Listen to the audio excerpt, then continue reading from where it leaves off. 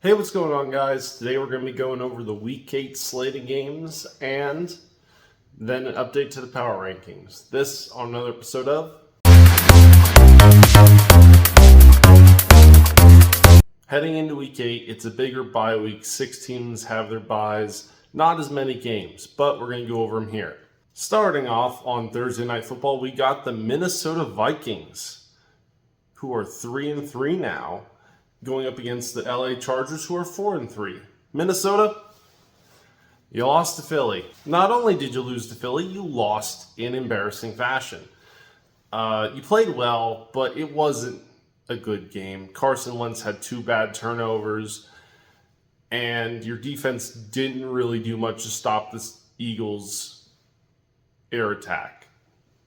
Now, on the plus side, your offense still looks pretty good. Carson Wentz, while throwing those interceptions, looks to be playing still decently good, and I think you can trust him against the Chargers. Obviously, the other option would be J.J. McCarthy, but he's not back yet from his injury, nor do I think you want him back just yet. Minnesota, I think your best bet is to stick with Carson Wentz because you don't want to experience more of the J.J. McCarthy experience just yet. Maybe if the playoffs get out of reach, you can go back to them, but not right now. Now for the Chargers, you guys got blown out by the Colts. You couldn't stop the run game. You couldn't stop anything they were doing for the most part. And your offense looks great, except for the Justin Herbert's interceptions. So here I'm going to give the win to the Chargers. I think they have the better offense of these two teams.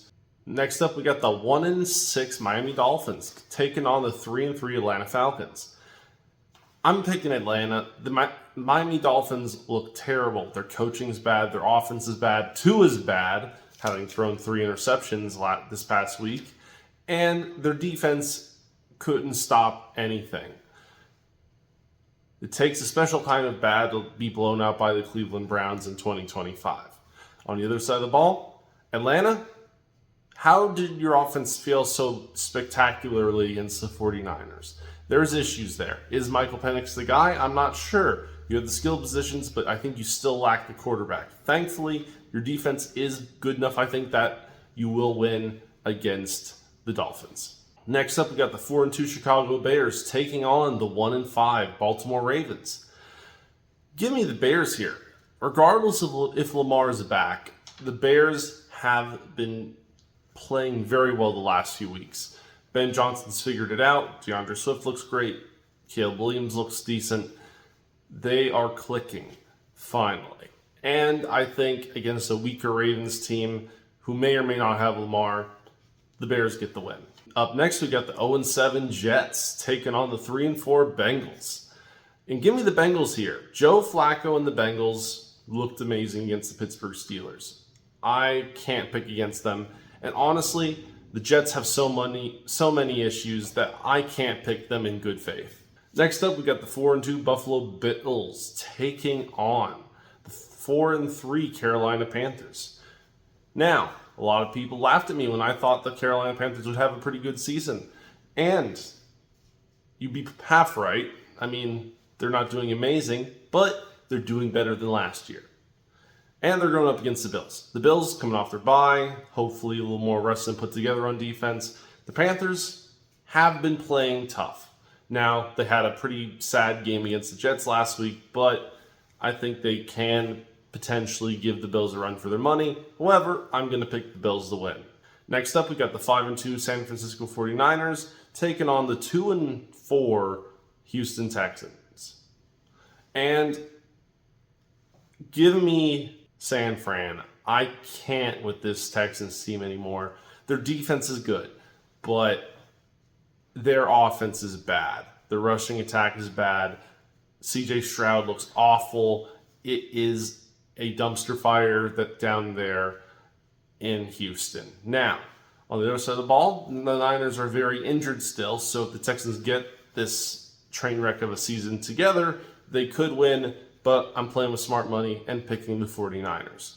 Next up, we got the 2-5 Cleveland Browns taking on the 5-2 New England Patriots. I got to go with the Patriots here. They beat up on the Tennessee Titans last week. They've been putting up 30-point games pretty consistently. They look very good. The Cleveland Browns got a win last week against the Miami Dolphins, but that doesn't mean they're good. They just beat up on a team that was worse than them. So I'm going with the Patriots. Next up, we got the 2-5 New York Giants taking on the 5-2 Philadelphia Eagles.